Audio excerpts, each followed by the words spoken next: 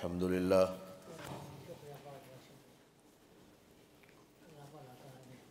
अल्हम्दुलिल्लाहिल्लज़ी lump यलिद व lump यूलद व lump यकुल लहू कुफुवन अहद।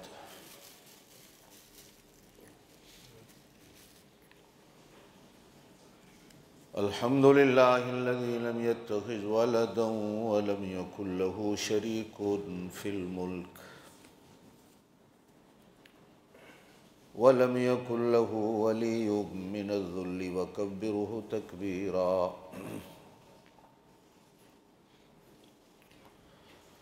अशहदु अल्ला इलाहा इल्लल्लाहु वहदहु ला शरीका लह व अशहदु अन्न सय्यदना व सनदना व नबियना व शफीअना व हबीबना व तबीब क़ुलूबिना व हादियना व महदियना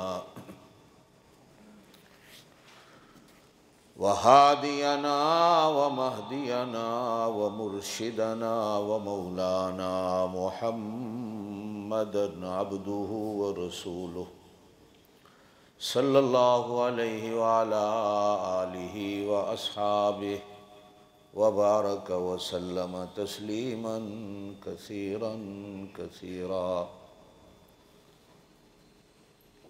अम्मा बादु अऊज़ु बिल्लाहि मिनश शैतानिर रजीम बिस्मिल्लाहिर रहमानिर रहीम।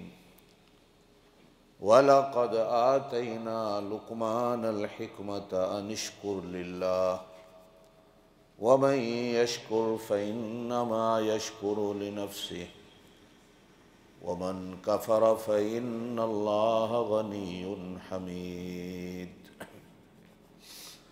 सदक़ल्लाहुल अलीयुल अज़ीम व बल्लगना रसूलुहुन नबियुल करीमुल उम्मियुल अमीन व नहनु अला ज़ालिका लमिनश शाहिदीन वश्शाकिरीन वल्हम्दुलिल्लाहि रब्बिल आलमीन। अल्लाहुम्मा सल्लि अला मुहम्मदिन व अला आलि मुहम्मदिन कमा सल्लैता अला इब्राहीम व अला आलि इब्राहीम इन्नका हमीदुम मजीद। अल्लाहुम्मा बारिक अला मुहम्मदिन व अला आलि मुहम्मदिन कमा बारकता अला इब्राहीम व अला आलि इब्राहीम इन्नका हमीदुम मजीद। मिलादी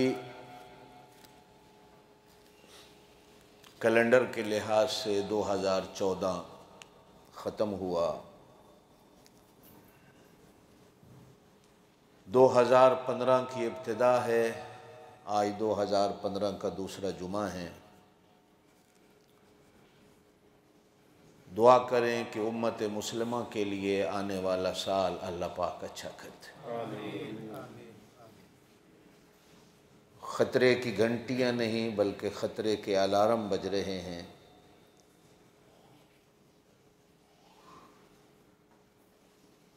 उम्मत मुस्लिमा के लिए, बिलखुसूस दीनदार तबके के लिए।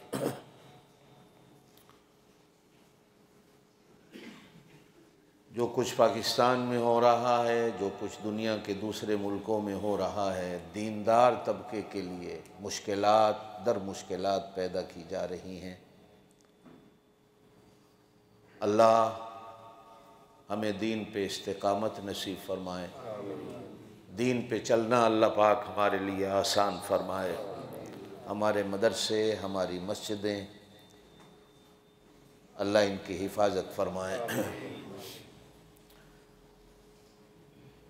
किसी भी मदरसे में कभी भी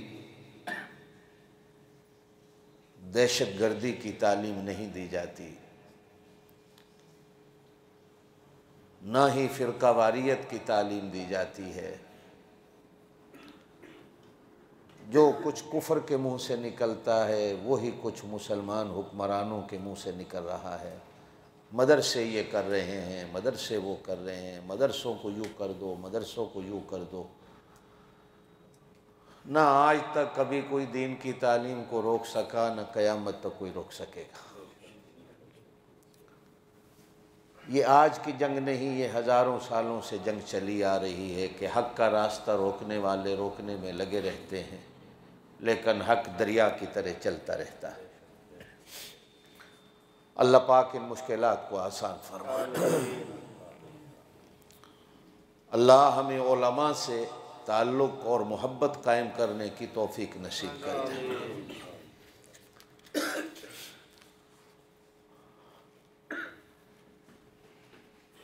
सऊदी अरब के सफ़र से पहले जो मैं बातें आप हजरात से कर रहा था, इब्तिदा में एक बात करता चलूँ। मेरी तमन्ना, मेरी कोशिश, मेरी दुआ, मेरी अल्लाह से दरख्वास्त ये है, अल्लाह हमें अच्छा इंसान बना दे और फिर अल्लाह पाक हमें अच्छा मुसलमान बना दे और फिर अल्लाह इसी ईमान पे हमारा ख़ात्मा करे और अपने ईमान को हम अपनी कब्र में साथ लेके जाएं। हुजूर सल्लल्लाहु अलैहि वसल्लम ने फरमाया, 5 चीज़ों के साथ लाजिम व मलजूम रहती है, दोनों इकट्ठी रहती है, एक दूसरे से जुदा नहीं होती। आप सल्लल्लाहु अलैहि वसल्लम ने फरमाया, जब कौमों में बेहयाई बढ़ जाती है, नाच गाना आम हो जाता है, कौमें मौसीकी की रसिया बन जाती हैं, कौम की बहू बेटियां जब गानों पे नाचने और थिरकने लग जाती हैं, लोग जब मौसीकी को रूह की ग़िज़ा समझने लग जाते हैं, हर आदमी उठते बैठते या गाना गाता है या गाना सुन के नाचने लग जाता है, तो आप सल्लल्लाहु अलैहि वसल्लम ने फरमाया, फिर उस कौम में अल्लाह पाक अजीब व गरीब बीमारियों को पैदा कर देता, जिन बीमारियों के कभी नाम भी नहीं सुने होते। रात को एक नई बीमारी जन्म लेती है तो सुबह एक और नई बीमारी जन्म ले लेती, और फिर वो बीमारियां ऐसी होती हैं जो लाइलाज हो जाती हैं। साइंसदान डॉक्टर भी उन बीमारियों का इलाज तैयार करने में साल हा साल लगा देते हैं, फिर भी उनसे दवाइयाँ नहीं बन पाती, इसलिए कि ये बीमारी बीमारी नहीं होती, ये बीमारी अल्लाह का अजाब होती। हर बीमारी का रास्ता रोकने के लिए अल्लाह ने इलाज पैदा किया है। कोई बीमारी ऐसी नहीं जिसका इलाज नहीं, लेकिन हमेशा याद रखिएगा कि अल्लाह के अजाब को उसका कोई इलाज नहीं, उसको कोई नहीं रोक सकता। जब कौमों में बेहयाई पैदा हो जाती,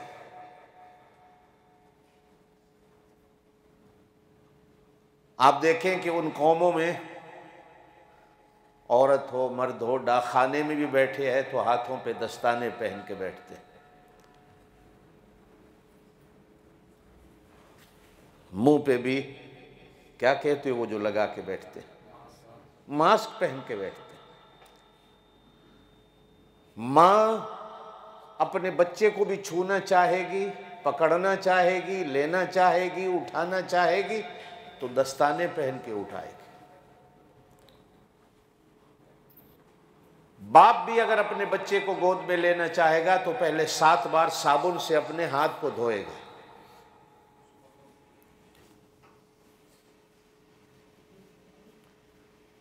घर के सहन को, फर्श को भी दवाइयों से धोना पड़ता है। ये हमारे पुराने जो घर थे कच्चे, कौन सी दवाइयों से साफ किए जाते थे? जब ये बच्चों के लिए नेपियां भी नहीं होती थी तो माएँ कपड़े बांधा करती थी, तो किस दवाइयों से हाथ धोए जाते थे और साफ किए जाते थे? कौन से साबुन होते थे?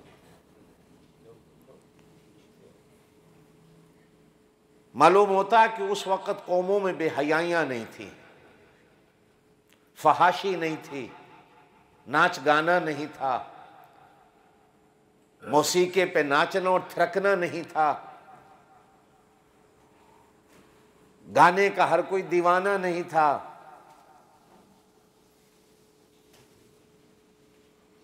ये सारी चीजें थी लेकिन बीमारियां नहीं थी। हुजूर सल्लल्लाहु अलैहि वसल्लम ने फरमाया, जब कौमों में बेहयाई हद से बढ़ जाती है तो फिर अल्लाह पाक बीमारियों को भी हद से बढ़ा देता।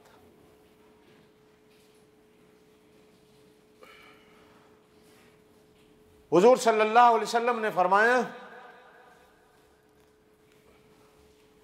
जब लोग ज़कात को तावान समझते हैं,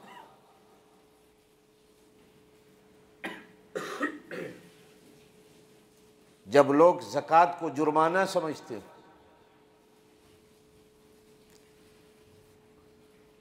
जब लोग ज़कात अदा करने में हीलो हुज्जत करते हैं,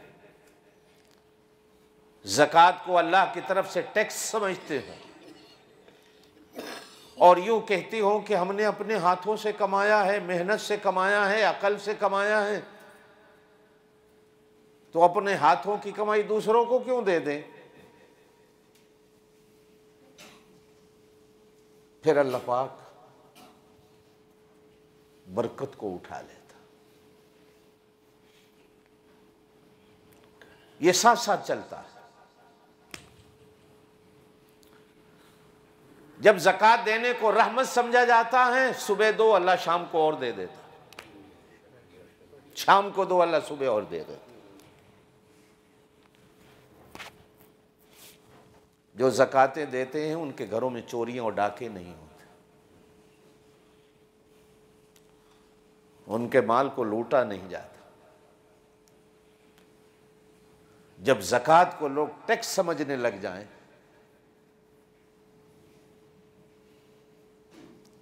ज़कात को ना देना फ़ख्र समझने लग जाएं, ज़कात को एक जुर्माना समझने लग जाएं, अल्लाह बरकतों को उठा ले। पहले हमारे घरों में एक कमाने वाला होता था, 10 खाने वाले होते थे। आज बेटी भी कमाती है, बीवी भी कमाती है, बच्चे भी कमाते हैं, अब्बा भी कमाता है, लेकिन बरकतें नहीं रही।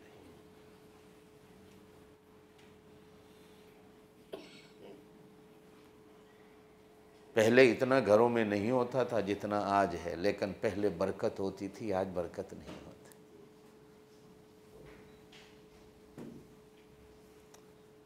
4 मन 5 मन गंदम 1 एकड़ से निकलती थी। ज़्यादा से ज़्यादा मुझे कीमत याद है जब 7 रुपए मन गंदम थी, जो मुझे याद है। 100 रुपए की एक भैंस मिल जाती थी, आला से आला नस्ल की भैंस 300-250 रुपए में मिल जाती थी।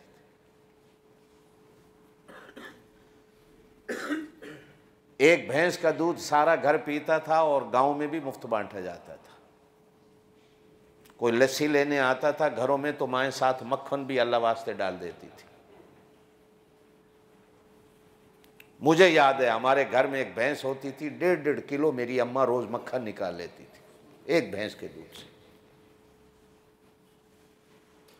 4 मन गंदम आती थी 1 एकड़ से, 5 मन गंदम आती। आज 1 एकड़ से 30 मन गंदम निकलती, 40 मन गंदम निकलती।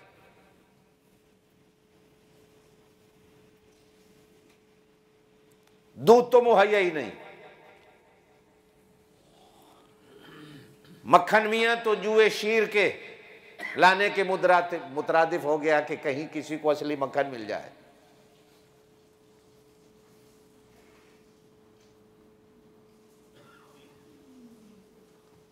बरकत उठ गई। और जब ज़कात को अल्लाह की रहमत समझ के कोई अदा करता है तो मैंने पहले कहा सुबह दो तो शाम को ले लो, शाम को दो तो सुबह अल्लाह वापस दे देता। ज़कात देने वाले की कभी जेब खाली नहीं रहती। ज़कात देने वाले को अल्लाह पाक कभी महरूम नहीं करता।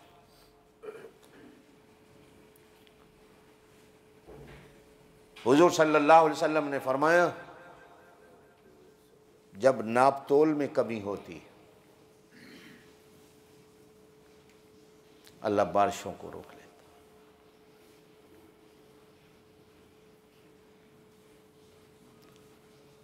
जब नापतोल में कमी होती फिर बारिशें नहीं होती। और ये आप और मैं समझते और जानते हैं कि बारिश अल्लाह की रहमत होती, नहीं होती और जब होती है तो सैलाब बन जाती, फिर वो तूफान बन जाती, फिर वो तबाहियां लाती है।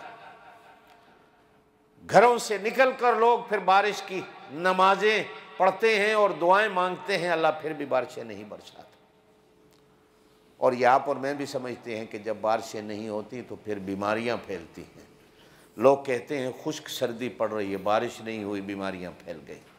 गर्मी पड़ रही है, बारिश नहीं हुई, बीमारियां फैल गई। फिर अल्लाह पाक बारिश के ना होने से बीमारियां पैदा होती, जब नापतोल में कमी होती।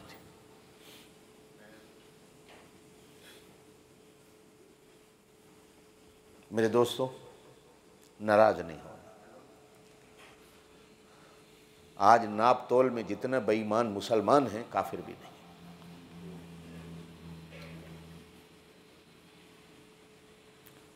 और फिर अगली बात कहूं तो उस पर भी नाराज नहीं होना। जितना को नमाजी है ना, सबसे बड़ा दुकान पे बैठकर नापतोल में कमी वो करता है। जिसकी बड़ी दाढ़ी है, नापतोल में कमी वो करता है। वो ये समझता है कि मैं एक टाइम की नमाज पढ़ने जाऊंगा, मेरा गुनाह बख्शा जाएगा। हुजूर सल्लल्लाहु अलैहि वसल्लम ने फरमाया, जिसने नापतोल में कमी की वो मेरी उम्मत से नहीं।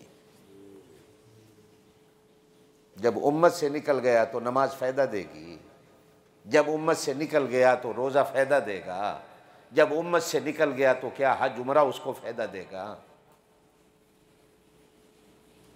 आप किसी मुसलमान की दुकान पे चले गए, 100 में एक नहीं, लाखों में कोई एक, लाखों में मिलेगा।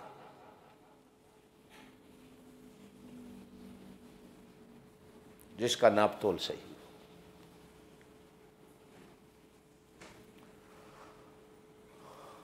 हुजूर सल्लल्लाहु अलैहि वसल्लम मदीने के बाजार में निकले।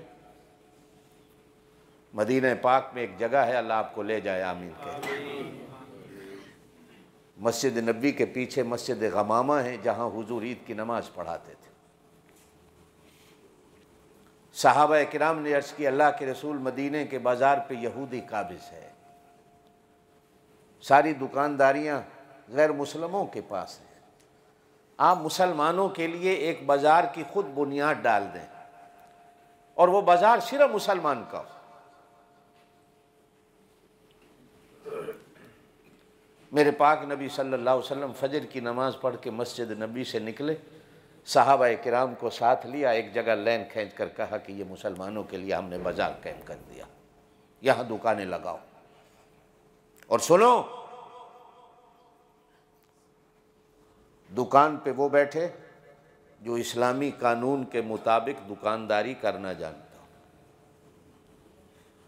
दुकानदारी के भी उसूल हैं। शरीयत ने हर बंदे को दुकानदारी की इजाजत भी नहीं दी। हमारी किताबों में दुकानदारी के मुस्तकिल बाब हैं। इस्लामी तिजारत की मुस्तकिल उन्वान और किताबें कायम हैं।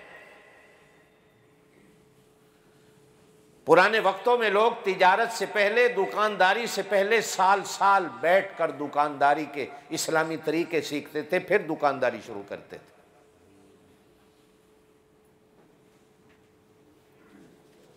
आप सल्लल्लाहु अलैहि वसल्लम ने बाजार लगवाया।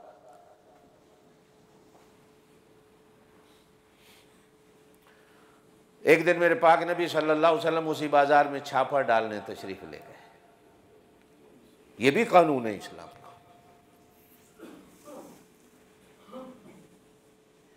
कि बड़ा सिर्फ घर सो न जाए, उम्मत की खबरगिरी करे। जिस तरह हजरत उमर रात को गलियों में गश्त लगाते थे जब खलीफा रसूल बने। एयर कंडीशन कमरे उनके लिए नहीं होते। महल्लात में कमरे उनके लिए नहीं बनाए जाते। हुजूर सल्लल्लाहु अलैहि वसल्लम ने मस्जिद नबवी को अपना दारुल हुकूमत बनाया। मस्जिद में बैठकर फैसले होते थे।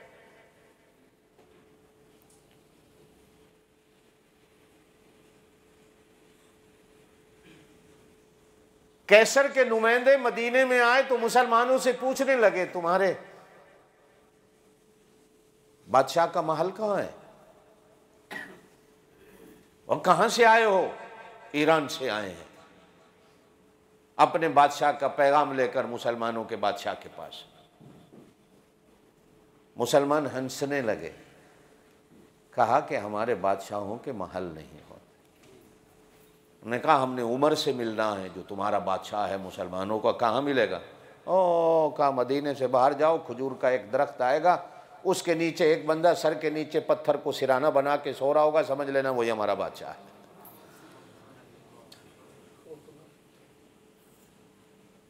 नुमाइंदे ढूंढने निकले तो देखा खजूर के एक दरख्त के नीचे एक आदमी ईंट का सिराना बना के लेटा हुआ है। ना कोई हाजिब है, ना कोई चौकीदार है, ना कोई बॉडी गार्ड है, ना कोई सिक्योरिटी गार्ड है, सो रहा है।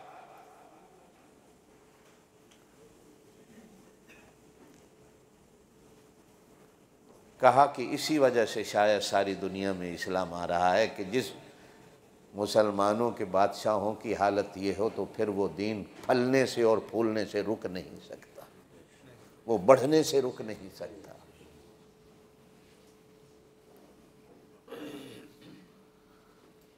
हजरत अबू मूसा आशरी रजी अल्लाह तआला अन्हु को हजरत उमर ने कूफे का गवर्नर बना दिया। हाँ, हजरत अबू हुरैरा को यमन का गवर्नर बना दिया।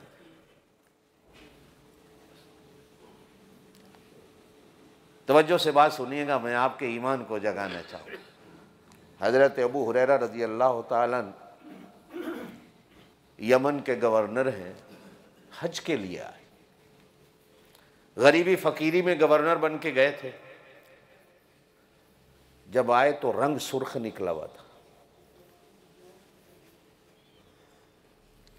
हजरत उमर ने जब रंग देखा कि गवर्नर साहब का तो रंग भी बदला हुआ, गए थे तो काले थे, आए हैं तो लाल सुर्ख होके आ गए। ये गवर्नरी करने गए थे या रंग बनाने गए थे? कहा अबू हुरैरा ये रंग को क्या हुआ?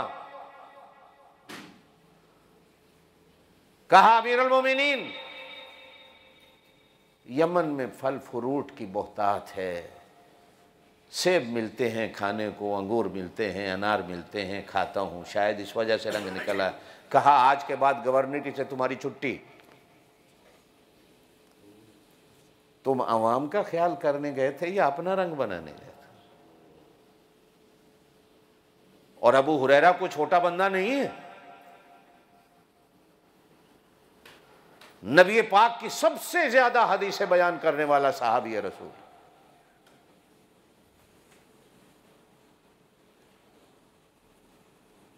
हर दूसरी हदीस हजरत अबू हुरैरा से मरवी है। हजरत उमर ने सिर्फ इसी एक बात पे गवर्नरी से हटा दिया। हजरत अबू मूसा आशरी रजी अल्लाह तआला अन्हु कूफे के गवर्नर हैं। हज पे आए तो किसी ने हजरत उमर को आके शिकायत लगा दी कि इन्होंने अपने चौकीदार रखे हुए हैं। हजरत उमर ने तलब कर लिया, कहा अबू मूसा आशरी सुना है तुमने चौकीदार रखे, सिक्योरिटी गार्ड रखे हुए? कहा अमीरुल मोमिनीन बात तो सच है लेकिन अपनी हिफाजत के लिए। कहा फिर आज के बाद गवर्नर ही खत्म, आज के बाद तुम कूफे के गवर्नर नहीं हो। लोग ढूंढते थे मुसलमानों के बादशाहों के महल्लात और दफ्तर कहाँ हैं, तो मालूम होता था कि खलीफा वक्त रेत पे सोया हुआ है और सर के नीचे ईंट का सिराना बनाया हुआ है। ये मुसलमानों का खलीफा है जो 60 लाख मुरब्बा मील पे हुकूमत करता है।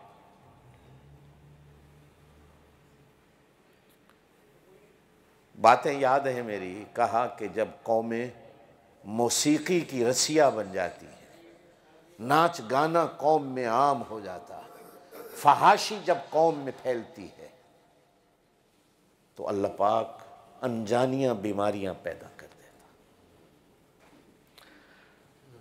जब कौमों में नापतोल की कमी होती तो अल्लाह बादलों को बरसने से रोक लेता। अगर बरसती हैं तो बेमौसमी बरसती हैं, अगर बरसती हैं तो फिर सैलाब बन के बरसती हैं। वो रहमत वाली बारिशें, वो सुकून वाली, आराम वाली बारिशों के दरवाजे अल्लाह पाक बंद कर देता। हुजूर सल्लल्लाहु अलैहि वसल्लम ने फरमाया, जब कौमों में अल्लाह के हुक्मों की वक़ात कम हो जाती,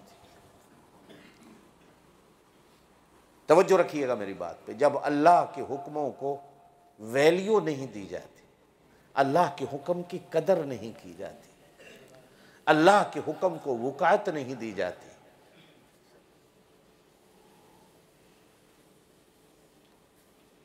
फिर अल्लाह उस कौम में ना इत्तफाकी पैदा कर दे, फिर वो कौम आपस में लड़ती है। मदीना पाक में एक मस्जिद है जिसको मस्जिद अल इजाबा कहा जाता। अल्लाह आपको उसकी ज़ियारत नसीब कर दे, आमीन कह दे। आप सल्लल्लाहु अलैहि वसल्लम एक ग़ज़वे से वापस आए तो आप सल्लल्लाहु अलैहि वसल्लम उस मस्जिद में मगरिब की नमाज के लिए तशरीफ़ ले गए। आपने नमाज पढ़ाई। नमाज के बाद आप सल्लल्लाहु अलैहि वसल्लम ने अपनी उम्मत के लिए अल्लाह से 3 दुआएं मांगी। एक दुआ मांगी कि अल्लाह, पुरानी उम्मतों की शक्लें बदल गईं जब तेरा अज़ाब आता था। किसी को तूने बंदर बनाया, किसी को तूने सूअर बनाया, किसी को तूने क्या शक्ल दे दी, किसी को क्या शक्ल दे दी। अल्लाह मेरी उम्मत की शक्ल ना बदलना, ये जितना भी गुनाह कर ले मेरी उम्मत की शक्ल तब्दील ना।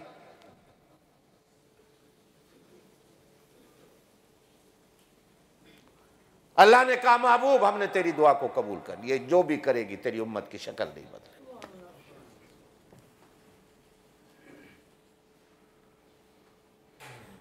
तेरी उम्मत की शक्ल नहीं बदले।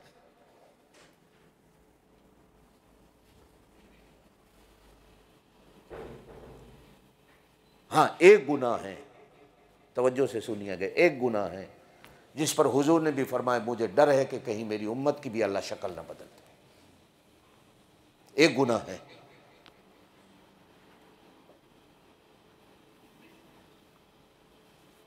फरमाया जब मेरी उम्मत के लोग इमाम से पहले जमात से नमाज पढ़ते हुए रुकू में चले जाएं, पहले रुकू से सर उठा लें, इमाम सजदे में नहीं गया, नमाजी पहले सजदे में चला गया, इमाम ने अल्लाहु अकबर कह के अभी सजदे से सर नहीं उठाया, नमाजी ने पहले उठा लिया, ये गुनाह ऐसा है अगर मेरी उम्मत में आ गया तो मेरी उम्मत की भी अल्लाह शक्ल बदल देगा।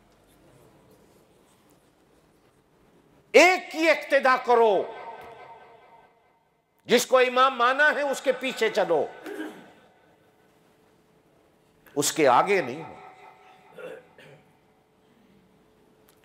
26वें सिपारे में एक सूरत है, सूरह हुजरात, शुरू इसी से होती है, या अय्युहल्लज़ीना आमनू, ऐ ईमान वालो, ला तुक़द्दिमू बैन यदयिल्लाहि व रसूलिही, अल्लाह और उसके रसूल से आगे कभी ना होना।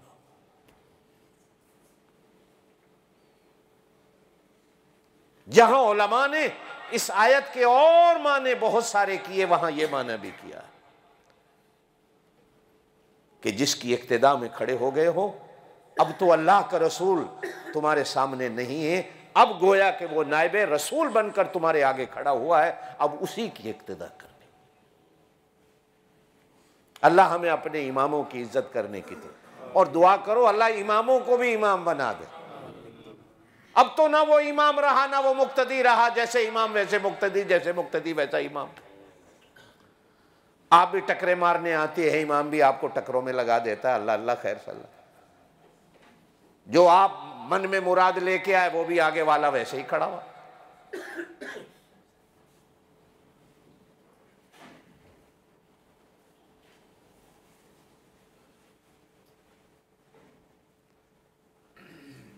इमाम शाफी रहमतुल्लाह अलैह से एक आदमी ने आके पूछा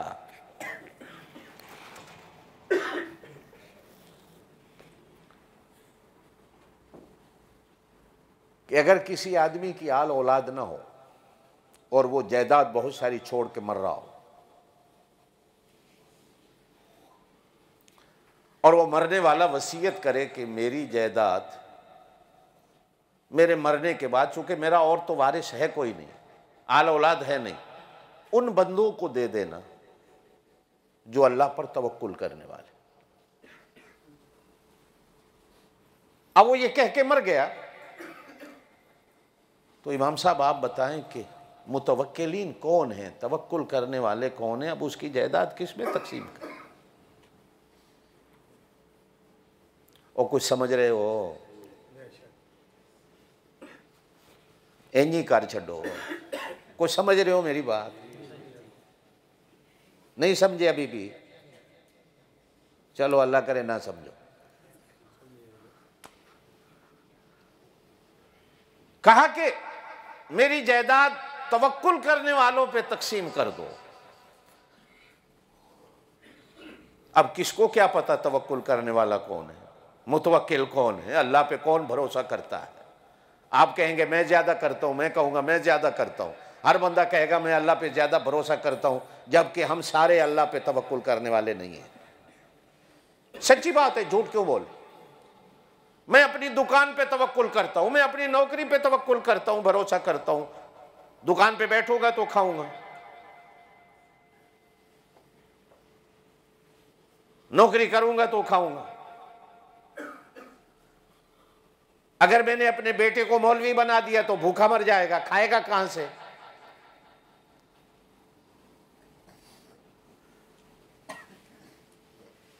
अशअरीन एक कबीला था मदीने के करीब का रहने वाला। एक दफा वो मदीने आए, रास्ते में ही पूरे कबीले के पास खाना पीना खत्म हो गया। ये तवक्कुल की बात सुना रहा हूं। तो उन्होंने अपना एक आदमी हुजूर सल्लल्लाहु अलैहि वसल्लम की खिदमत में भेजा कि अल्लाह के रसूल से कहो कि हमारे कबीले के लिए खाने का बंदोबस्त करो, हम मदीने आए हैं, आपका शहर है। पुराने वक्तों में 2 टाइम लोग खाते थे, अब हम 3 टाइम खाते हैं, बल्कि 3 टाइम से भी ज्यादा। 3 टाइम हम चाय बिस्किट के साथ खाते पीते हैं, हम 6 टाइम खाते हैं। पुराने वक्तों में लोग 2 टाइम खाते थे, सुबह खाते थे फिर रात को खाते थे। हम माशाल्लाह सुबह भी खाते हैं, दोपहर को भी खाते हैं, फिर असर में भी खाते हैं, फिर शाम को भी खाते हैं, फिर रात को सोने से पहले भी खाते हैं। एक होती है सुबह उठते ही टी पिला दो, चाय पिला दो, हम उन्हें वो भी करनी होती। पुराने वक्तों में लोग 2 टाइम खाते थे। अब उन्होंने हुजूर सल्लल्लाहु अलैहि वसल्लम के पास आदमी भेजा कि हमारा 2 टाइम का खाने का बंदोबस्त करो। आदमी हुजूर के दरवाजे पे आया तो आगे देखा कि हुजूर सल्लल्लाहु अलैहि वसल्लम कुरान की एक आयत पढ़ रहे थे, और वो भी सजदे में सर रख के। वमा मिन दाब्बतिन फिल अर्दि इल्ला अलल्लाहि रिज़्क़ुहा। जमीन पे कोई रेंगने वाला, चलने वाला जानवर ऐसा नहीं जिसका रिज़्क़ अल्लाह के जिम्मे नहीं। उस आदमी ने ये आयत सुनी, उसने कहा जब वो खुद जिनसे मैं मांगने आया हूं वो कह रहे हैं अल्लाह के जिम्मे है, तो मैं इनसे क्यों मांगने आया हूं? चला गया वापस। उन्होंने पूछा भी कह आया कि हाँ मैं कह आया हूं, थोड़ी देर में खाना आने वाला है। उन्होंने कहा जाओ, थोड़ी देर में खाना आ जाएगा। हदीस में आया थोड़ी देर गुजरी, अल्लाह के फरिश्ते खानों के दस्तरखान भरे हुए ले आए। इतना आया, इतना आया, बाज ने कहा शाम के लिए रख लें, लेकिन सरदार ने कहा रखना नहीं, जो बच गया है वो नबी की खिदमत में वापस करें। हो सकता है मदीने में कोई और गरीब हो, नबी उनको तकसीम कर दे। बचा हुआ खाना नबी के पास लाए, कहा आपकी बड़ी मेहरबानी, आपने भेजा। हुजूर ने कहा मैंने तो भेजा ही नहीं, मुझे तो पता ही नहीं, मुझे तो पता ही नहीं। क्या वाक़या हुआ, इतने में जिब्राइल अमीन आए। जिब्रील ने आके कहा ये तवक्कुल करके गया, अल्लाह ने जन्नत से भेज दिया। मुतवक्किल कौन होता है? कहा कि जायदाद मुतवक्किलीन में तकसीम कर दो। इमाम शाफी ने कहा जो जट जिम्मेदार होता है ना, इससे बड़ा मुतवक्किल कोई नहीं होता। दाना ज़मीन में डाल के, पानी डाल के आके 6 महीने बेचारा 4 महीने इंतज़ार करता है, इसका कितना तवक्कुल है अल्लाह पे। अब इस बेचारे को तो ये पता नहीं कि होगी नहीं होगी, होगी तो जल जाएगी, होगी तो कीड़ा लग जाएगा, होगा तो ये होगा वो होगा, लेकिन तवक्कुल करके बीज ज़मीन में डाल के, सुहागा मार के, पानी डाल के घर आके लेट जाता है और 3 महीने वेट करता है चावल कब आ जाएगा, गंदम कब आएगी, खेत कब आएगा। इससे बड़ा अल्लाह पाक ने दुनिया में मुतवक्किल पैदा ही नहीं किया। लिहाजा उसकी जायदाद जो है ना उनमें तकसीम कर दो। फिर बंदे ने पूछा कि अगर को मरने वाला वसीयत कर जाए कि मेरा माल जाहिदों में तकसीम करो,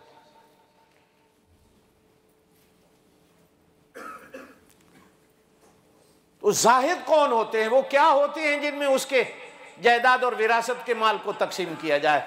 तो इमाम शाफी रहमतुल्लाह अलैह ने कहा जाहिद वो होता है कि जो दुनिया की थोड़ी सी जिंदगी की खातिर मेहनत नहीं करता, बल्कि मेहनत करता है अगली लंबी जिंदगी के लिए, अगली लंबी जिंदगी के लिए। हज़रत लुक़मान हकीम की, जिनकी मैं बात गुज़श्ता से पैवस्ता जुमा आप हज़रात के सामने कर रहा था, ये नबी नहीं थे। एक किताब में पढ़ा लिखा है कि अल्लाह पाक, काले तो बहुत पैदा किए अल्लाह ने, लेकिन 2 बंदों पर काली कौम को नाज है। एक बिलाल हबशी है जिसको अल्लाह ने इश्क रसूल में जितना हिस्सा दिया शायद किसी को दिया हो, और एक लुक़मान हकीम है कि जिसको अकल में अल्लाह पाक ने जितनी समझ दी किसी को दी। वो भी हबशी थे, वो भी हबशी थे। हजरत दाऊद अलैहिस्सलाम के ज़माने में हुए। किसी ने यूँ भी लिखा है कि हजरत अय्यूब अलैहिस्सलातु वस्सलाम के ये भांजे थे या भतीजे थे, यहाँ तक भी किताबों में लिखा मिलता। अपने बेटे को जो वसीयत है कि मैंने आपसे कहा था कभी घर में अल्लाह मौका दे तो सूरह लुक़मान के दूसरे रकू का तर्जुमा रोज़ाना बैठकर बच्चों को सुनाओ। तो उन नसीहतों में एक नसीहत ये भी है कि इस दुनिया में जीना है तो इसके लिए इतनी मेहनत कर जितना जीना है, आगे के लिए इतनी मेहनत कर कि जितना आगे रहना। अक्लमंद वो है जो लंबी जिंदगी की सोचता है। इस दुनिया में कितना जीना है, बस उतनी मेहनत कर। ये पोतों के लिए, लकड़ पोतों के लिए, पड़ पोतों के लिए कमाने की मत सोच, बस इतना सोच के तेरी जिंदगी गुजर जाए। और एक नसीहत मैंने पढ़ी, बड़ी अजीब है, आपको भी सुना देता हूं, लुक़मान हकीम की अपने बच्चे से।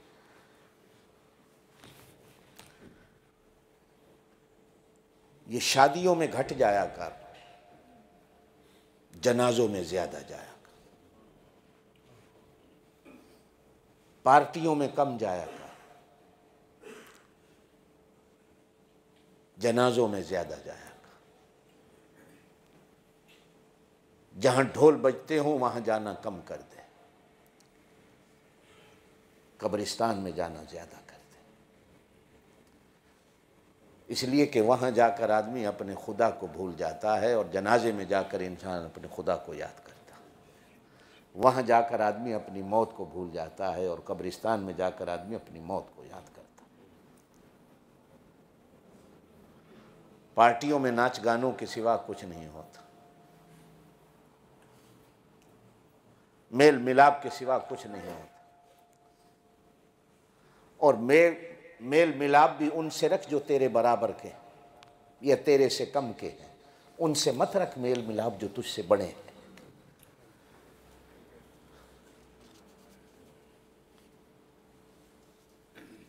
इसलिए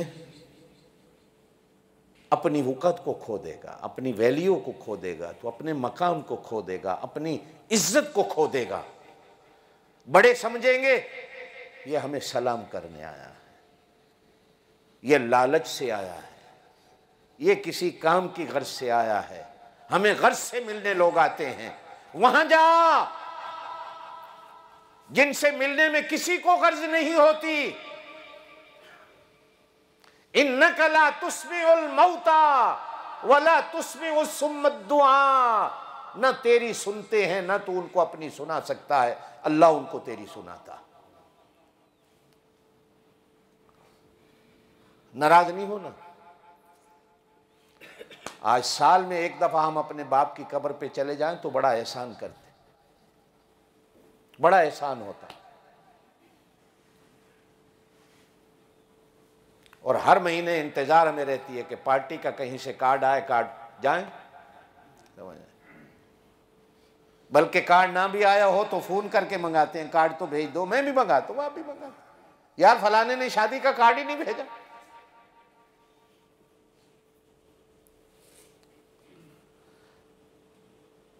जहां जाना था वो हम भूल गए, जहां नहीं जाना था वहां हम सारे तैयार हो गए। और भाई अब तो पार्टियां भी ऐसी होती हैं कि कार्डों के नीचे लिखा जाता है कि फलां लिबास पहन के आना है, फलां लिबास पहन के नहीं आना। और कहीं कहीं तो लिखा होता है कि कपल आना है, साथ बेगम को भी लाना है, अकेले नहीं आना। कि हमें आकर अपनी बेगम दिखाओ और हमारी बेगम को देखो, अपनी बेगम का जेवर और कपड़े हमें दिखाओ, हमारी बेगम का जेवर और कपड़े तुम देखो। मुसलमान मुआशरा, मुसलमान कौम, ला इलाहा इल्लल्लाह मुहम्मदुर रसूलुल्लाह पढ़ने वाली उम्मत,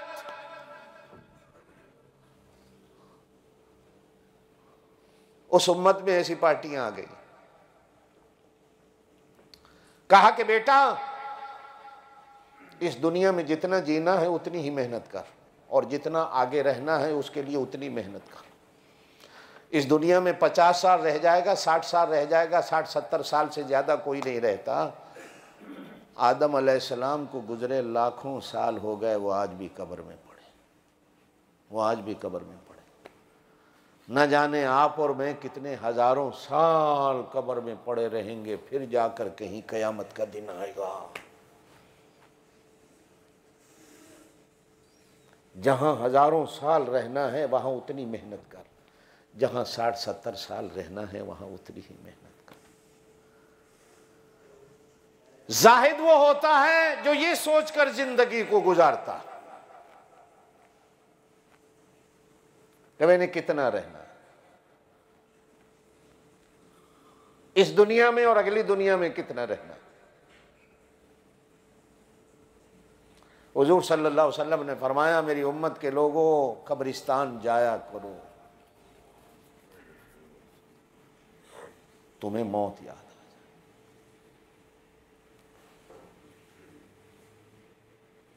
हैरान होता हूं मैं, मेरी बात आप तो नहीं मानते, बल्कि आज मुसलमान कहा ही उसे जाता है जो दूसरे की ना मानता।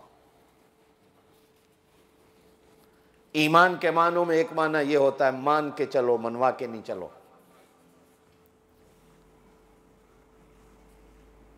एक बात कह देता हूं, 12 रबीउल अव्वल मेरे नबी की वफात का दिन है। 12 रबीउल अव्वल मेरे नबी की क्या दिन है? जोर से बोलो। हाँ, पैदाइश की तारीख में उम्मत का इख्तिलाफ है, कुछ कहते हैं 9 है, कुछ कहते हैं 8 है, कुछ कहते हैं 12 है।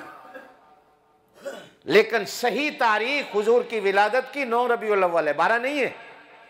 12 आपकी वफात का दिन है। और आज से 50-60 साल पहले जो बड़े बूढ़े बैठे हैं वो 12 रबीउल अव्वल को 12 वफात का दिन कहते थे। मैं गलत कहूं तो आप उठ के मुझे कह दें आप गलत कह रहे हैं। क्या दिन है जी? 12 वफात है। मुसलमान ने 12 वफात कहना छोड़ा, मिलादुन नबी का दिन बना। फिर 2-4 साल हुए, फिर ईद मिलादुन नबी बना। फिर 2-4 साल हुए, फिर जश्न ईद मिलादुन नबी बना। फिर नाम बदलते चले गए।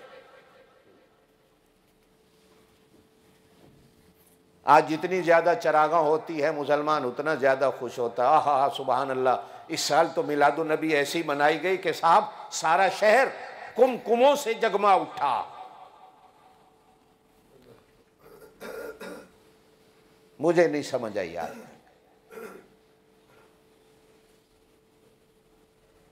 कि हम किन चीजों के पीछे चल पड़े। हमारे मुल्तान में आपने भी सुना होगा एक केक बना। अब ये भी बर्थडे आ गई है पूरी। केक बनाया गया 5000 पाउंड वजन का। 1.5 लाख अंडे पड़े उसमें। 600 किलो चीनी पड़ी उसमें। 1.5 लाख अंडे। एक अंडा पाकिस्तान में 10 रुपए का। 1.5 लाख अंडे कितने के बने? 600 किलो चीनी। क्या किसी मुल्ला को, किसी पीर को शुमाली वजीरिस्तान के वो लोग नजर नहीं आए जो अपने घर से निकलकर बेचारे सर्दी के मौसम में बैठे हुए हैं, जिनके पास खाने पीने को कुछ नहीं? वो बेवाएं, वो यतीम, वो बच्चे किसी को नजर नहीं आए। मैं अगर इसी का रोना रोऊं तो लोग कहते हैं ये वहाबी है, मिलादुन नबी को नहीं मानता। क्या नबी की विलादत का जश्न भी तुमने उसी तरह मनाना है जिस तरह गैर मुस्लिम करते? लाखों वो बेकस लोग शुमाली वजीरिस्तान के, जिनकी बहू बेटियों के पर्दे कभी सर से नहीं उतरे थे।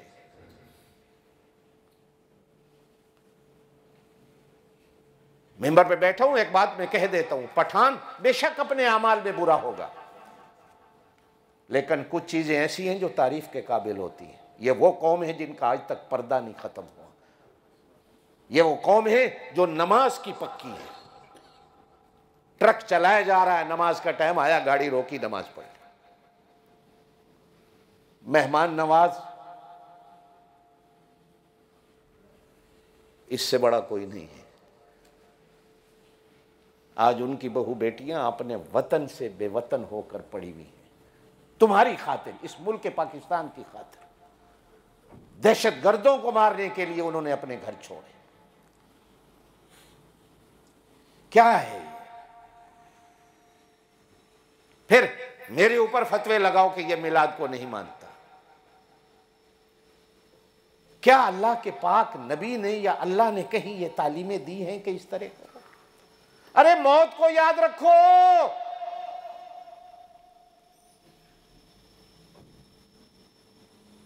इस दुनिया में इतना कुछ करो जो तुम्हारे 50-60 साल के लिए काम आए। अगले जहान के लिए इतना करो जो अगले जहान की पूरी जिंदगी में काम आता रहे। हुजूर सल्लल्लाहु अलैहि वसल्लम ने फरमाया, जब कौमों में नापतोल की कमी हो जाती है, अल्लाह बरकतों को उठा लेता है। और जब कौमों में अल्लाह के हुक्मों की पासदारी नहीं रहती तो अल्लाह उस कौम में ना इत्तफाकी पैदा। फिर घरों में भी ना इत्तफाकी आती है। एक कमरे में रहने वाले माँ बाप और औलाद में ना इत्तफाकी आती है। एक बिस्तर पे सोने वाले मियाँ बीवी के अंदर ना इत्तफाकी आती है। एक गांव में रहने वाले लोगों में ना इत्तफाकी आती है। एक तहसील में, एक जिले में रहने वालों में ना इत्तफाकी आती है। और जब ये जुर्म बढ़ता चला जाता है तो फिर पूरे मुल्क में रहने वालों में ना इत्तफाकी आ जाती है। अल्लाह कुरान में फरमाते, जब मैं किसी कौम पर नाराज़ होता हूँ या आसमान से पत्थर बरसाता हूँ, अगर आसमान से पत्थर न बरसाऊँ तो फिर मेरा बड़ा अजाब यह है कि मैं उस कौम को आपस में लड़ा देता हूँ। हुजूर ने दुआ मांगी, अल्लाह मेरी उम्मत की शक्ल न बदलना। अल्लाह ने कहा, मेरा नबी हमने मान ली, नहीं बदलेंगे। दूसरी दुआ मांगी, अल्लाह पुरानी कौमों को तूने ज़मीन में धंसा दिया, ज़मीन फटी और कौमें गर्क हो गई, मेरी उम्मत के साथ कभी ऐसा न करना। अल्लाह मेरी दुआ को कबूल कर ले कि ज़मीन न फटे और मेरी उम्मत ज़मीन के अंदर गर्क न हो जाए। अल्लाह ने कहा, मेरा नबी हमने ये दुआ भी कबूल कर ली।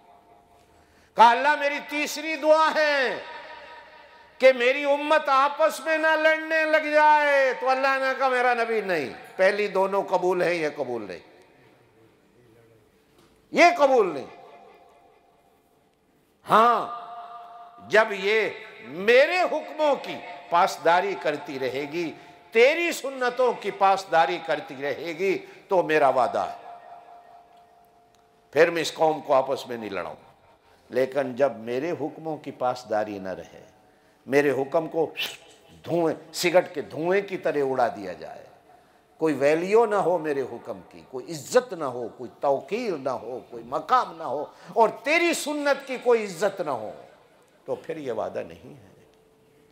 फिर आपस में ऐसा लड़ाऊंगा, ऐसा लड़ाऊंगा, बाप बाप नहीं रहेगा, औलाद औलाद नहीं रहेगी, बीवी बीवी नहीं रहेगी, खामंद खामंद नहीं रहेगा, मिंबर मिंबर नहीं रहेगा, नमाजी नमाजी नहीं रहेगा, इमाम इमाम नहीं रहेगा। पीछे नमाजी भी पढ़ेंगे तो लड़ाई होगी, आगे नमाज खड़ा होकर पढ़ाएगा तो भी नमाजियों से लड़ता रहेगा। हुक्मरान होगा तो अवाम से लड़ेगा, अवाम ऐसी होगी तो हुक्मरान से लड़ेगी, फिर नहीं। मेरे दोस्तों, मौत किस वक़्त आनी है ये ना आपको पता है ना मुझे पता। आइए सच्चे दिल से तौबा करें कि अल्लाह हमें इन गुनाहों से बचा ले, अल्लाह हमें इन गुनाहों से बचा ले, तेरे हुक्मों की हम पासदारी करने वाले बन जाएं, तेरे नबी की सुन्नतों की पासदारी करने वाले। अल्लाह नापतोल में इस गुनाह से हमें बचा ले कि हम कमी करने वाले। वैलुल लिल मुतफ्फिफीन, हलाकत है नापतोल में कमी करने वालों के लिए। अल्लाह हमें इन अजाबों से बचा ले। अल्लाह पाक आपको मुझे अमल की तौफीक दे। सुबहान रब्बिक रब्बिल इज्जति अम्मा यसिफून व सलामुन अलल मुरसलीन वल्हम्दुलिल्लाहि रब्बिल आलमीन।